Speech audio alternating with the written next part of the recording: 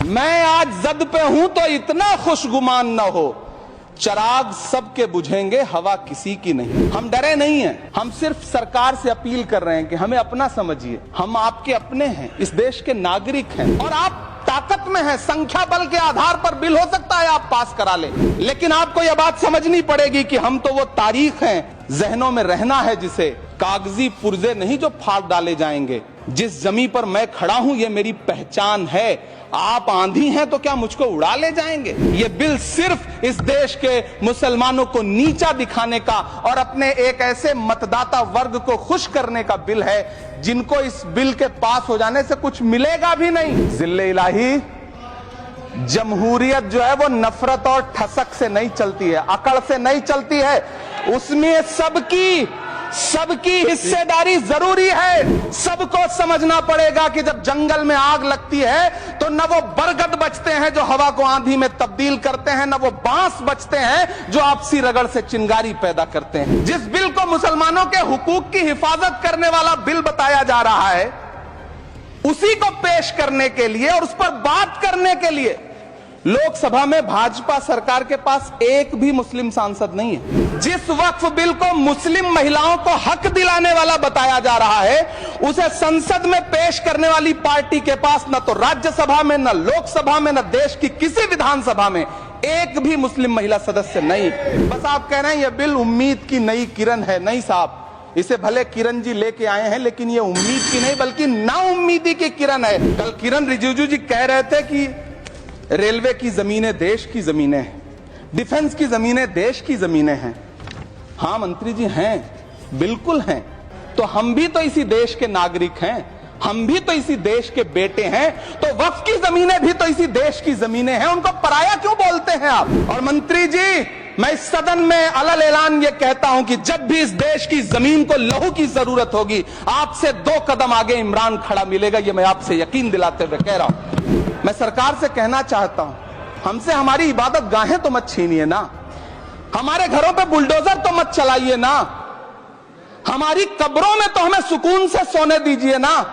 लेकिन डॉक्टर बाबा साहब अंबेडकर के संविधान को हर दिन कुचलने वाली ये सरकार देश के मुसलमानों से नफरत में इतनी अंधी हो गई है कि खुलेआम देश की संसद में देश सरकार के माइनॉरिटी मिनिस्टर साहब और होम मिनिस्टर साहब झूठ बोलते हैं और देश को गुमराह करते हैं। धन्यवाद मोदी जी, क्या बढ़िया सौगातें मोदी दे रहे हैं आप। पहले हमें गुजराते मोदी दिया, आप सौगातें मोदी दे रहे हैं। कि इसी ठसक के साथ देश की संसद में सीए का कानून भी लाया गया था। इनसे नागरिकता लेने के लिए 2000 व्यक्ति भी नहीं आए, जबकि इसके उलट इन्हीं की सरकार में पिछले 10 साल में 15 लाख से ज्यादा भारतीयों ने भारत की नागरिकता छोड़ करके दूसरे देश में जाकर के बस गए। यह हुआ उस कानून का अंजाम। जिस तरह आज वक्फ के फायदे गिनाए जा रहे हैं, उसी तरह से किसानों को भी कृषि कानूनों के फायदे गिनाए गए थे।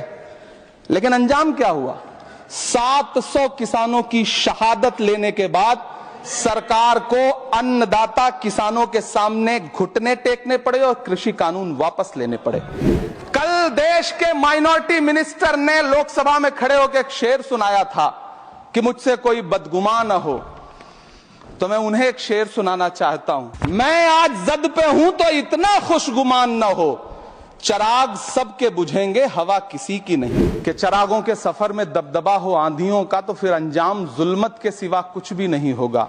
ये दुनिया नफरतों के आखिरी स्टेज पर है, इलाज इसका मोहब्बत के सिवा कुछ भी नहीं होगा। मेरी पलकें गीली हैं। अगर देश की एक बहुत बड़ी आबादी को लगता है कि आप उसका भला करने के लिए नहीं बल्कि उनकी इबादत गाहों, उनकी कब्रिस्तानों, उनकी खानकाहों को बर्बाद करने का बिल ला रहे हैं, तो फिर आप अगर समझाने में नाकामयाब रहे हैं तो यह आपकी नाकामयाबी है। पहले समझाइए, उसके बाद कोई बिल लेकर के आइए, तब शायद हम आपका इतनी पुरजोर तरीके से विरोध ना करें। हमी को कातिल कहेगी दुनिया, हमारा ही कत्लेआम होगा। हम ही कुएं खोदते फिरेंगे, हम ही पे पानी हराम होगा। सभापति महोदय, सन 1947 में दिल्ली की जामा मस्जिद की तारीखी सीढ़ियों पर खड़े होकर के भारत रत्न मौलाना अबुल कलाम आजाद साहब ने कहा था कि मुसलमानों कहां जा रहे हो, यह है तुम्हारा मुल्क, यहां तुम्हारे आबाओ अजदाद की कब्रें हैं, उस वक्त मौलाना आजाद की ये सदाएं सुन करके लोगों ने अपने सरों की गठरियां उतार करके रख दी थी।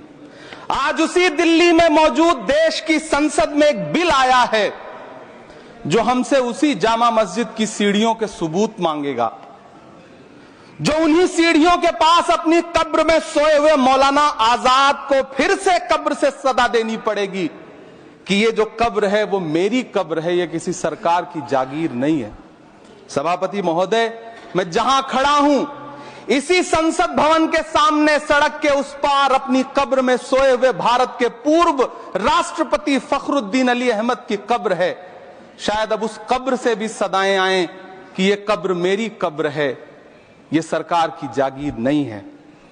सभापति महोदय, मैं वक्फ कानूनों में किए जा रहे संविधान विरोधी बदलावों के खिलाफ बोलने के लिए खड़ा हुआ हूं। संविधान का आर्टिकल 14 हो, 29 हो, 30 हो, चीख चीख कर कहता है कि देश में सब बराबर के हकदार हैं। आर्टिकल 26 कहता है कि सबको अपने अपने मजहबी कामों के लिए मंदिर, मस्जिद, गिरजाघर, गुरुद्वारों का निर्माण करने का हक है और उसका रखरखाव का भी हक है। लेकिन डॉक्टर बाबा साहब अंबेडकर के संविधान को हर दिन कुचलने वाली ये सरकार देश के मुसलमानों से नफरत में इतनी अंधी हो गई है कि खुलेआम देश की संसद में देश सरकार के माइनॉरिटी मिनिस्टर साहब और होम मिनिस्टर साहब झूठ बोलते हैं और देश को गुमराह करते हैं। झूठ शब्द असत्य बोलते हैं। सरकार ने इस बिल का नाम उम्मीद रखा है। मंत्री जी कल से इसे देश के मुसलमानों के लिए नई उम्मीद बता रहे हैं। नहीं मंत्री जी, न तो यह बिल मुसलमानों के लिए नई उम्मीद है और न ही उम्मीद की नई किरण। सभापति महोदय, भाजपा ने पूरे देश में वक्फ के नाम पर कई सारे झूठ फैलाए हैं। आइए आज उनकी सच्चाई पर बात करते हैं। वक्फ ट्रिब्यूनल को संसदीय शब्द ऐसे बताया जाता है जैसे वक्फ ट्रिब्यूनल कोई मजहबी खाप पंचायत हो। सभापति महोदय, जबकि सच्चाई यह है कि वक्फ ट्रिब्यूनल भी तो सरकारी न्यायिक विभाग है जिसमें सरकार द्वारा नियुक्त जज होते हैं, जिसमें प्रशासनिक अधिकारी होते हैं, कहीं ऊपर से थोड़ी आ गए। सभापति महोदय, देश के गृह मंत्री जी ने इसी सदन में कहा कि वक्फ ट्रिब्यूनल के फैसले के खिलाफ कोई कोर्ट नहीं जा सकता, जबकि सच यह है कि वक्फ एक्ट 1995 की धारा 83(9) के तहत हाई कोर्ट वक्फ ट्रिब्यूनल के फैसले की न सिर्फ समीक्षा कर सकता है बल्कि उसे बदल भी सकता है। सच तो यह है कि वक्फ बोर्ड खुद अपनी जमीनों के लिए कई सारी कोर्ट में मुकदमे लड़ रहा है। सभापति महोदय, दिल्ली की जिन 123 संपत्तियों को लेकर कल माइनॉरिटी मिनिस्टर, होम मिनिस्टर साहब और अभी आदरणीय नेता सदन बात कर रहे थे, आइए उनकी सच्चाइयों पे भी बात करते हैं। 1911 में जब अंग्रेजी हुकूमत ने कोलकाता के बजाय दिल्ली को राजधानी बनाने का फैसला किया तो रायसीना हिल्स के चारों तरफ जो मुसलमानों की ढेर सारी जमीनें थी उनको एक्वायर किया गया और लुटियन को इसकी तामीर की जिम्मेदारी सौंपी गई। सेंट्रल विस्टा की तरह लुटियन जोन का मेगा प्लान तैयार हुआ, लेकिन उस वक्त के मुसलमानों ने उस वक्त की अंग्रेजी हुकूमत से अपनी इबादत गाहों को बचाने के लिए लड़ाई लड़ी। मामला ब्रिटिश गवर्नमेंट तक पहुंचा। तब यह तय हुआ कि वो जो धार्मिक स्थल हैं उन्हें जस का तस रहने दिया जाएगा। इंडिया गेट के बगल वाली मस्जिद हो, जाब्तागंज, सुनहरी बाग मस्जिद हो, पार्लियामेंट रोड वाली मस्जिद हो, ऐसी 123 संपत्तियों के मैनेजमेंट के लिए 1913 में मुसलमान वक्फ वैलिडेशन एक्ट बना और उसके बाद एक नया शहर बसाया गया जिसे लुटियंस जोन का नाम दिया गया। फिर 1943-45 के बीच एक और समझौता हुआ आजादी से पहले, उसके तहत काफी सारी वक्फ जायदादों को सुन्नी मजलिस औकाफ बनाकर उसके अंडर किया गया ताकि उसकी देखरेख की जा सके। गृह मंत्री जी 2 दिन से सदन में जो बात कह रहे हैं वो दरअसल 123 संपत्तियां उसी सुन्नी मजलिस औकाफ के तहत आती। सभापति महोदय, आजाद भारत आजाद हुआ। आजादी के बाद भारत में 1954 में वक्फ एक्ट लागू हुआ, जिसकी धारा 9 के तहत 1964 में केंद्रीय वक्फ काउंसिल का गठन हुआ।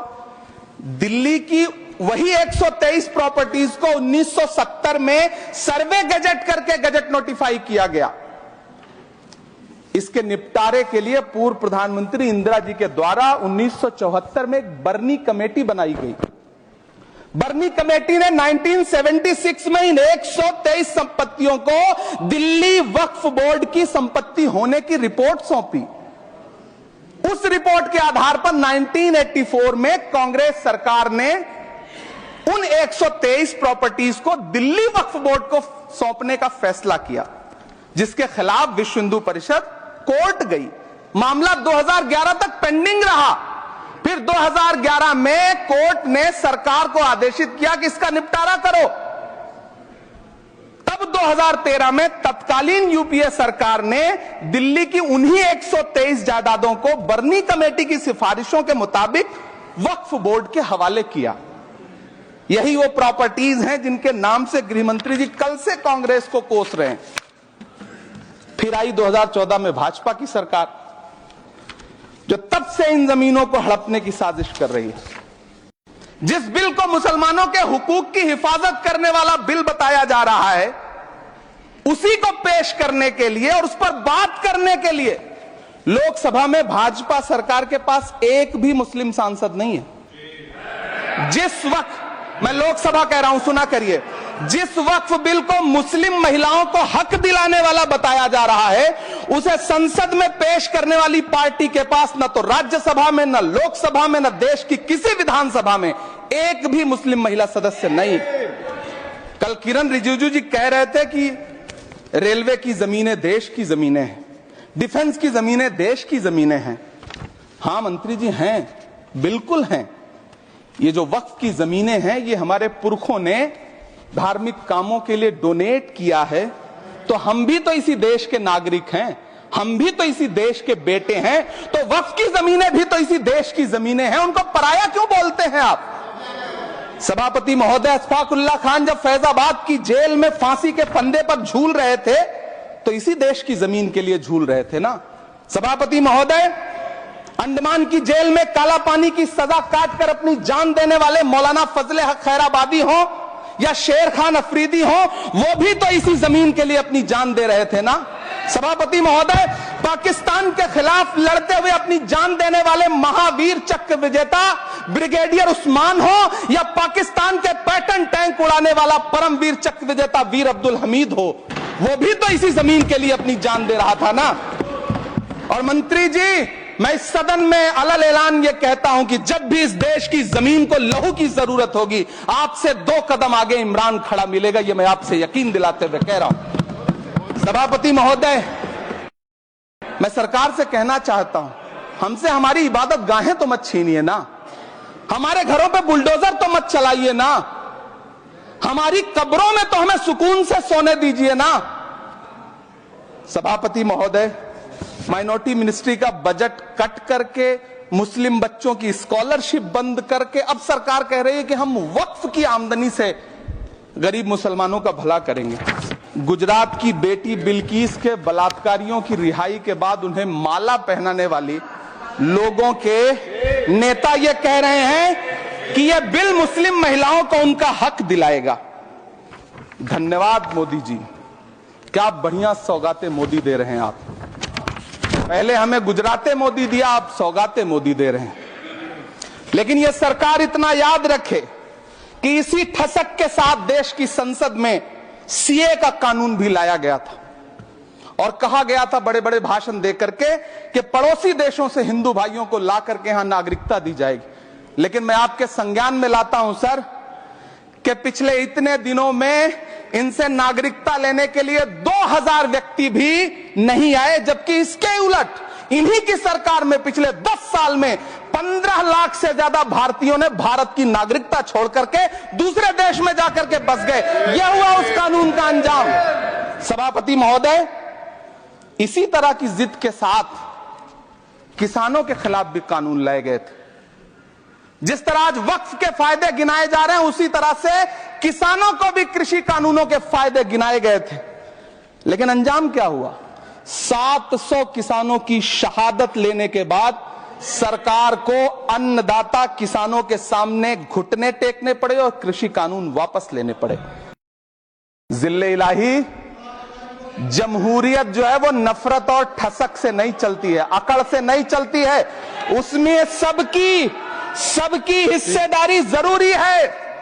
कल देश के माइनॉरिटी मिनिस्टर ने लोकसभा में खड़े होकर एक शेर सुनाया था कि मुझसे कोई बदगुमान न हो, तो मैं उन्हें एक शेर सुनाना चाहता हूं कि मैं आज जद पे हूं तो इतना खुशगुमान न हो, मैं आज जद पे हूं तो इतना खुशगुमान न हो, चिराग सबके बुझेंगे हवा किसी की नहीं।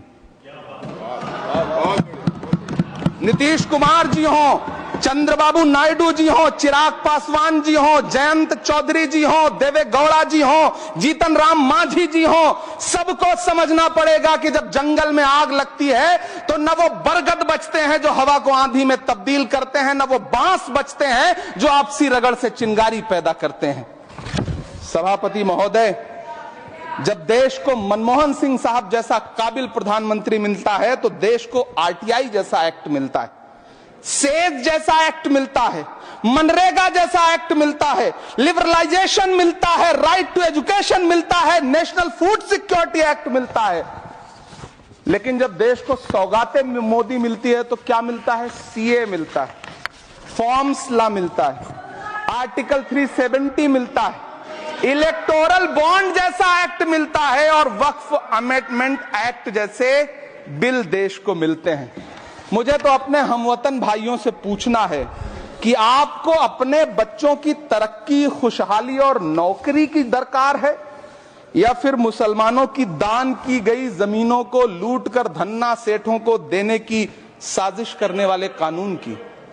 सभापति महोदय, यह सरकार रात के 3 बजे तक पूरे देश को जगा करके संसद में अपने ही नागरिकों को नीचा दिखाने के लिए वक्फ बिल ला रही थी, तो उधर रात के 1:30 बजे अमेरिका हम पर 26% टैरिफ लगा रहा था।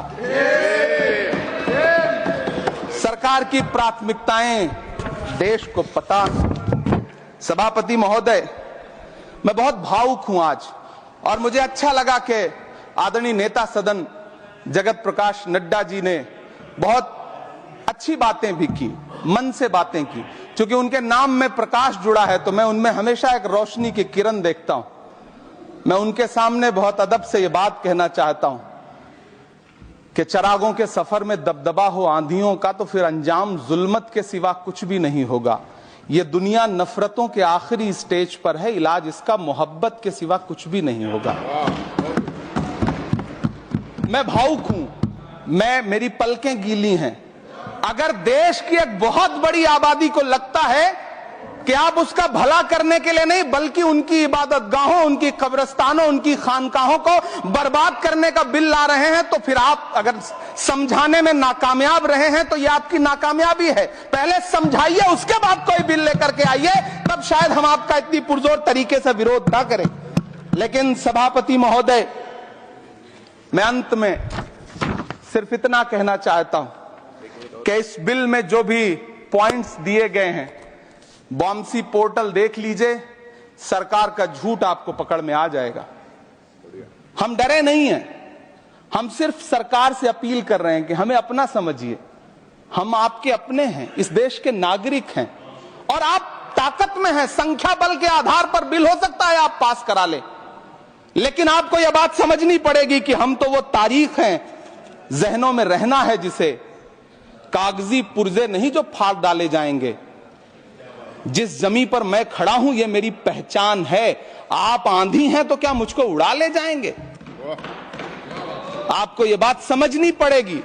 आपको अगर इतना विपक्ष की तरफ से पहले जेपीसी में इतने सारे पॉइंट्स आए और उसके बाद कल से लोकसभा में और राज्यसभा में सुझाव आप सुनने को तैयार नहीं है, लोगों की शंका को दूर करने के बारे में आप बिल्कुल सोच नहीं रहे, बस आप कह रहे हैं यह बिल उम्मीद की नई किरण है। नहीं साहब, इसे भले किरण जी लेके आए हैं, लेकिन ये उम्मीद की नहीं बल्कि नाउम्मीदी की किरण है। और इस देश की एक बहुत बड़ी आबादी इस बात से खदशे में है, शक में है कि आप सीधे उनकी जमीनों को लूट करके धन्ना सेठों को बेचना चाहते हैं। मेरी अब भी आपसे अपील है कि इस बिल को वापस लीजिए। यह बिल कहीं से आपके अपने नागरिकों के लिए अच्छा नहीं है। यह बिल सिर्फ इस देश के मुसलमानों को नीचा दिखाने का और अपने एक ऐसे मतदाता वर्ग को खुश करने का बिल है जिनको इस बिल के पास हो जाने से कुछ मिलेगा भी नहीं। लेकिन आप एक नैरेटिव देना चाहते हैं, एक मैसेज देना चाहते हैं। मेरी आपसे अपील है कि कृपया ये जो सबका साथ सबका विकास का नारा है, इस नारे को रत्ती भर तो चरित्रार्थ कर दीजिए। बहुत बहुत धन्यवाद।